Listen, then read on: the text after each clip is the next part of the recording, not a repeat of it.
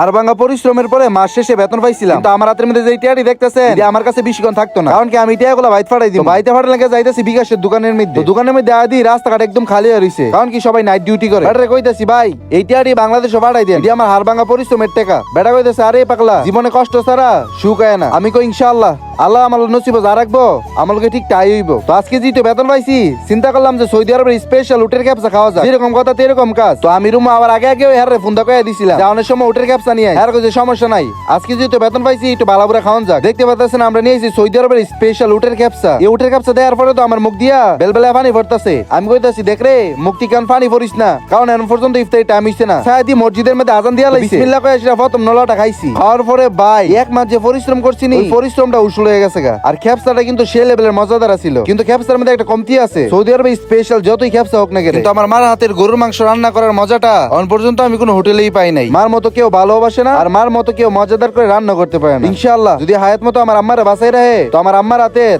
গরুর মাংস তরকারি দিয়া আবার ভাত খেতে পারবো।